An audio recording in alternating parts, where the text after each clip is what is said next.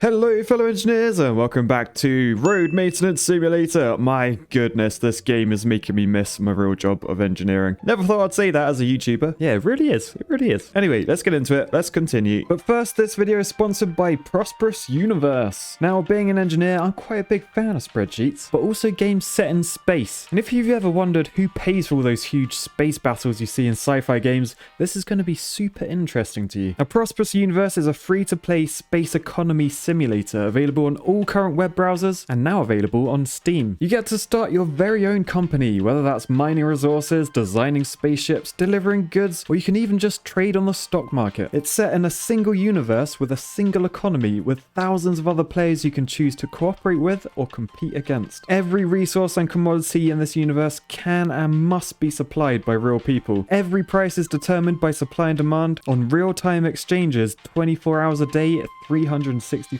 days a year. There's no grinding to be done, there's no pay to win mechanics. Understanding and exploiting complex systems is the key to success. Give it a try by clicking the link in my description. You'll be surprised how fun it is. And thanks once again to Prosperous Universe for sponsoring today's video, but let's get back to it. Now, not really sure how many jobs are left. I don't want to repeat any jobs. Thankfully, the game is very forgiving in that you can select jobs you want. So on this map, we've got 4 different jobs available. Put up delineators, doesn't sound the most interesting. Remove cordons. Ugh. Trim trees, we've done that. Ooh, and that is the big one. Tar a road. But I want to do that at the end because I feel like that's going to be a big job. I want to ease myself into it. I've just woken up, first day on the job, and this might be a good one to do. Clean guardrail. Do people clean guardrails? Anyway, we get to use a power washer, apparently. So that could be fun. Yep, let's take that. The top left, take vehicle with the power washer. Oh, it's not like a handheld power washer.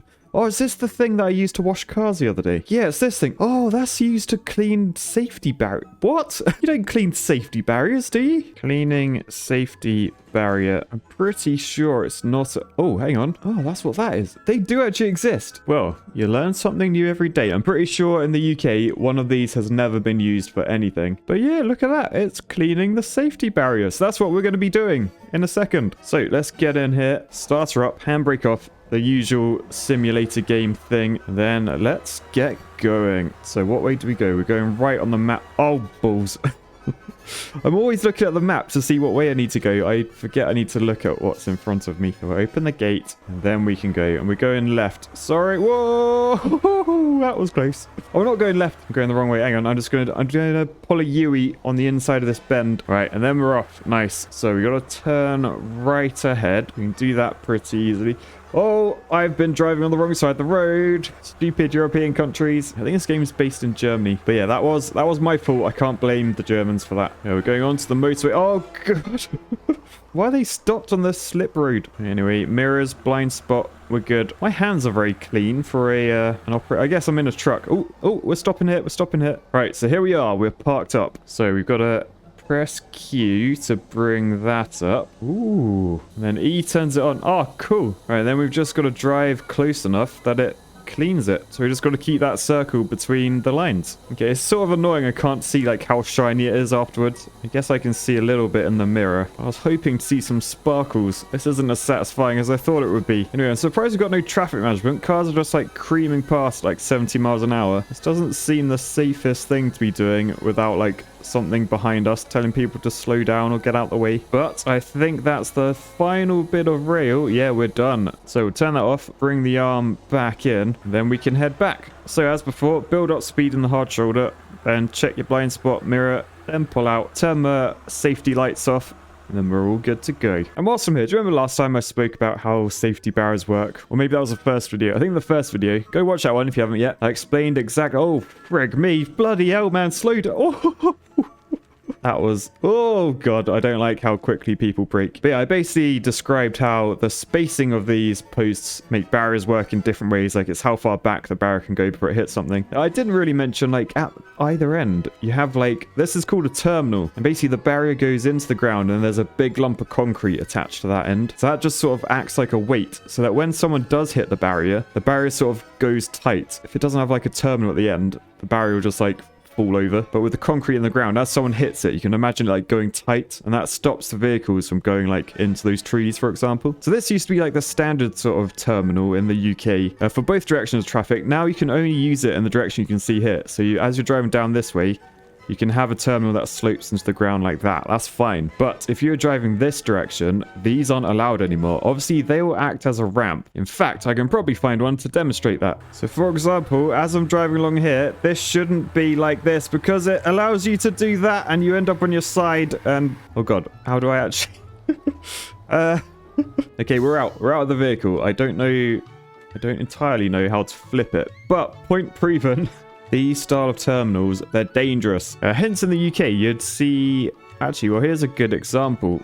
Oh God, that's even more dangerous. So firstly, that means these barriers pretty much won't do anything. As soon as someone hits this barrier, there's no weight at this end stopping the barrier moving. So that's stupid. Secondly, if someone crashes into that, that's just going to final destination them right in the face. Thirdly, even if this was proper, that would be like into the ground and that would be a ramp. So people would just like launch, probably end up over that bridge. But you've probably seen, if you look on like a motorway these days, well, definitely in the UK, they have like big like yellow blobs, like with a square like plate on the end, and basically they're sort of like, well, they're designed to take an impact without the driver getting hurt too much. So it's sort of like a length, I don't know, probably like up to where these things are. So like that length that I'm looking at now would be like a huge crash cushion. So if you were to crash into it, it would sort of compact and like slow you down a little less abruptly than just a lump of concrete. And it wouldn't launch you into the air either. Win-win. But yeah, the traffic's piling up. I think they had a little collision as well. Now the trouble is, guys, I'm not really sure how I'm going to move this truck.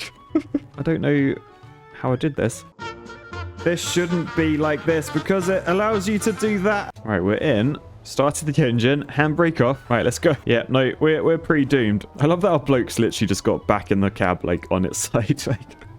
Right, so this one, we've got to put signs back up. There's been a sign thief. Now, this might seem quite bizarre and unrealistic, but when I worked as a civil engineer, this actually happened. Because you see, like, the trouble is, traffic signs, they're made out of metal, and you can scrap that and make a little bit of cash out of it. So I remember one of my jobs at one point was replacing road signs with like new plastic ones that, well, were less nickable. But we got to grab a load of new signs. So they're all going in the back. I love that the actual sign face is attached to the post already. Are we going to be taking concrete and doing like foundations and stuff? Also, look at this sign close up. Did you know they look like that material? They're all reflective. I think a lot of people think it's just like painted on, but when you drive at night, you'll notice they do reflect back at you, like getting really bright. And if you look close up, they're sort of made up of little hexagons because they are the bestigons. And yeah, it's like a reflective material. Pretty cool. Nice little detail you may not have noticed. Anyway, let's go. Opening the gate first. Oh, nearly went the wrong way. We're going right.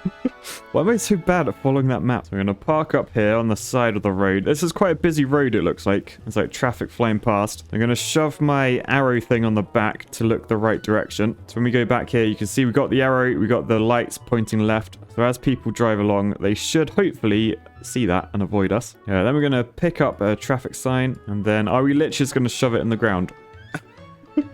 Yep, that's how these work. You literally just like poke it in the ground, job's a good one, move on to the next one. So completely just cut up that yellow car in my mirror. Sorry, mate, but I got more signs to put down because without signs, drivers won't know what's going on and it's very dangerous. All right, so we'll park up, grab another sign. This one is one of those. Plop in the ground.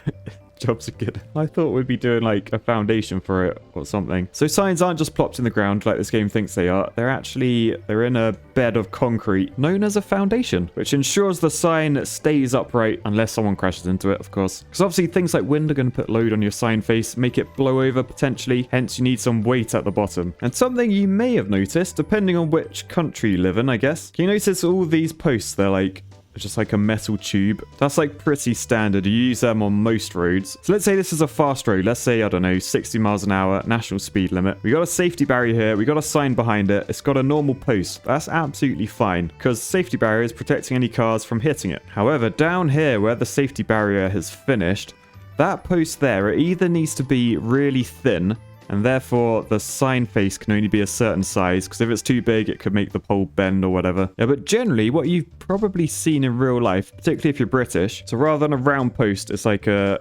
truss. Yeah, there's actually like a product name called Lattice, which is the specific one I'm talking about, but there's like loads of different designs and stuff, and basically it's like a post that's like safe. Sort of. So if your car were to drive into it, the bottom of the post would shear off, which means it's not going to give you an impact. But because it's made up of a truss, as you hit it, the like hole will like bend around your car. Because a lot of the time, it's not just the impact that sort of kills you if you were to hit a sign. Let's say this was a big sign, like a motorway sign. You'd hit the post, like, ow, that hurt. And then the sign face would be like, boosh, land on your face, and then you'd die in your car, you get crushed. However, the idea with like passive posts, and passive posts are only used if there's no barrier to protect it, is you'd hit them, they shear off underneath, and then sort of the post wraps around your car, and then your car keeps on moving, so you don't get stopped by the sign. You keep on moving, and then the sign, like, falls behind your car, not onto it. Therefore, safe. Anyway, let's go put up the rest of these signs, and then we'll head back, and hopefully we'll be doing the tar job. Hang on, that one wants a square sign. I've got a round sign in my hand. This isn't right. Oh, I do actually have to pick up the right sign. Oh, God, okay. I was just picking up any old sign. So we'll shut that up. We'll open this side. I assume, is it this one? Yeah, there you go. Cars are allowed on the road. Is that what that means?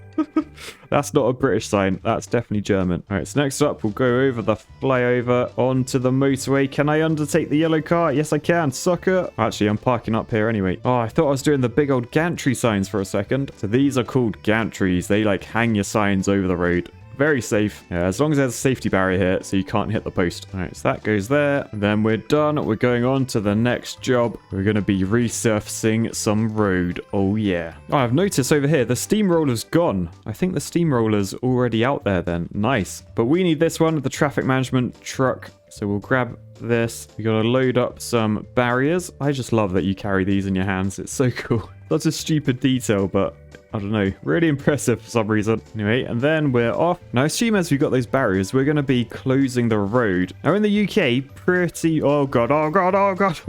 Ooh. Sorry. Pretty much road closures only happen at night, particularly on motorways. I mean, this, like a country road like this, maybe you would do that in the day. But first off, we've got to put the traffic management down. Now, I don't know why traffic management hasn't been put down yet, because obviously they've already started the work. All right, so we've got the X, so the road is closed apparently. And as before, no diversion signs, just literally the road's shut. We've got to carry this big old sign all the way over to there. We can't put it back in the truck, so this could take a while. But we can look at the work that's been done. So this has been planed, and I was sort of hoping we might get to use a planer. They're like, you may have seen them before. They're like, they've got like caterpillars. They got like a big old like conveyor arm going up and stuff. They look really, really cool. Perhaps that will be one in another mission maybe. But yeah, a planer is sort of, it's like like a carpenter's planer, if you ever seen one of them. So it literally just slides along and it sort of cuts the pavement up. There's a blade underneath it, and as it drives along, it just slices through it and sort of scoops it up. And you can only use them on these sorts of tarmac roads, because basically there's two types of pavement. Now, pavement we call like the road. So before as an engineer, I would have called this a pavement, like the sidewalk or the footpath, whatever you want to call it. No, they're both made up of pavement. Pavement is like the hard material under your feet, under your car. So that's pavement. And there's two types. There's flexible and non-flexible. So non-flexible pavements are like concrete. Generally, you only see them on like really specific places. Like in the UK, part of the M25 is a concrete road. Basically, they're really loud. As you drive across them, you're like in your car. Yeah, so generally, they're not ideal for most places. But where they are used, there's like hardly any maintenance. Concrete, very, very rigid material, very durable. So you won't be replacing it very often. Whereas these are flexible roads. So if you've ever been like near tarmac when it's like been freshly laid, you'll know it's like quite squidgy. And yeah, the material is literally flexible. So it means it's a lot nicer to drive on. It's quieter, but as you know, you do get potholes. It does need maintenance. All right, so what are we doing with this truck? We've just been told to get in this truck. Where are we going? Wait, where are we going? I've just put barriers up, closed the road, and now we're buggering off, are we? What? Okay, I'm a little bit unsure as to what's going on here. Whoa, that was close. Oh, it looks like we're going back to the depot. What are we doing? We're opening this. Are we parking? Okay, we're parking this truck back in there.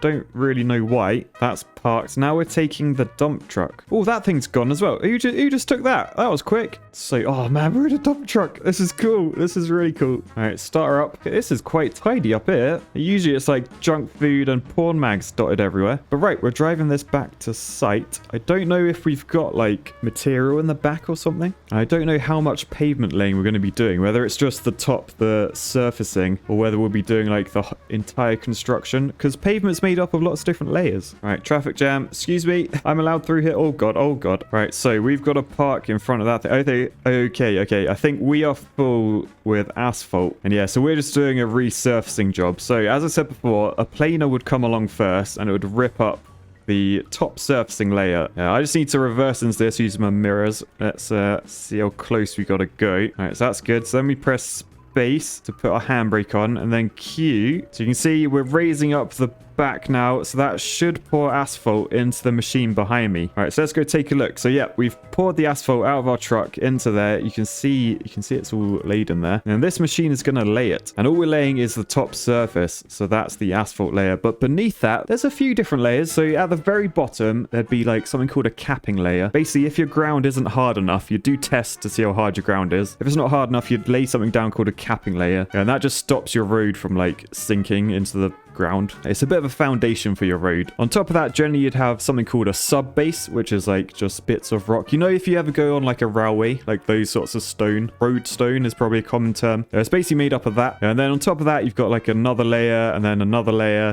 basically just like different sized stone and stuff. I'm explaining this very well. And then on the very top, you'd have your asphalt layer, and this is the sort of the replaceable bit, the bit that you maintain, because basically when potholes happen, it only happens this top layer, the surface layer. Everything beneath should be fine. And this is something that's like sort of always annoyed me a bit. A lot of people are like, Roman roads last for thousands of years, modern roads only last 2 decades or something. It's like, yeah, but that's because they're actually designed to do that. It's basically way back when, like when road standards were designed and stuff. So basically the very clever people who came up with the standards, they sort of worked out sort of how long things will last, but in terms of their cost as well. And they worked out, yes, we can make a road that will last 1,000 years, but the cost of that would be so significant, it's not really worth it. You may as well build a road that underneath it will last for quite a long time, but this top road, the running area, you can replace it every like 10 years, 20 years, or you can repair it if it gets potholes. And obviously if a road is cheaper to build, then it means you can build more roads everywhere rather than just having one road that's just full of traffic. So yes, you may think Romans were better at designing roads, but they were like over-engineered roads, whereas today it's all about efficiency and getting the most value for your cost. So anyway, that's done. We're gonna jump back in here. We're gonna close that up. You can see in the mirror that's going down. Nice. Then we'll start the engine, move this out the way over to here, and then we're ready to jump in this bad boy. So this is typically called a paver, and basically the asphalt is in the front. You can see it's hot in there. This material, very, very hot. Don't fall into that. This will keep it warm, and you can see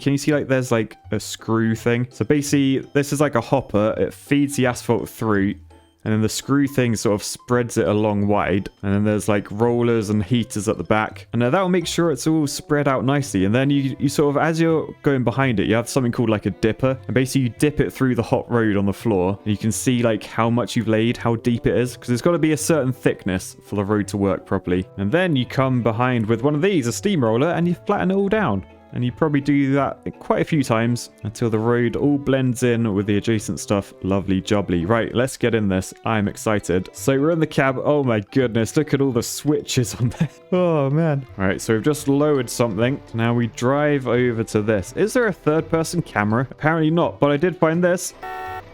We got a horn. Oh, that's terrible. Right, let's go. Let's pave this road. So it looks like we just got to stay down the middle, and then jobs are good. And we're apparently tarmacking behind us. Yeah, annoyingly, I want to see what we're doing.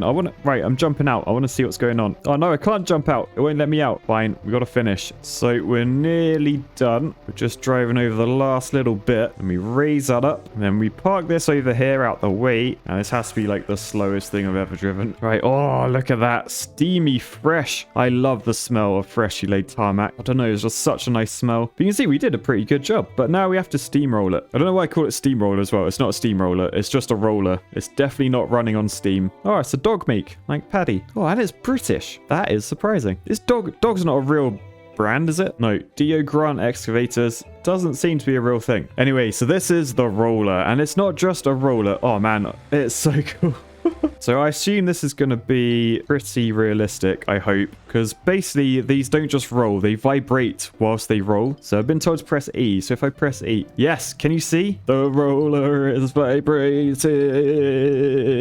So as we roll over this, the vibrations are helping to compact the material, and you can see looking back, that's so much better. You can definitely tell a difference. Yes, while visually you may not be able to tell a difference, in the long term, you'll definitely know if a road has been rolled, because if it hasn't, like water will get in it, ice will smash it up, it will just be ruined. Generally, you don't just do one pass, you'll be going over and over and over, but apparently we're done. So we'll turn the vibrator off, park this over here, we'll roll the verge. I tried to roll the corn, it wouldn't let me over there. Right, and then we're back on the white lining machine. We had a little play on this last time as well, so we've just got to head up to there, lower that, and then as long as we keep those lines in the middle of the road, we're painting lines in the right place. So final line just about to be painted. It's like under my arse is painting the lines. Sorted. Let's lift that up, park this over here. Nice, look at that road, look how good looking it looks now. So we've just got to load these barriers up. Oh, look at it, it's so freshly laid.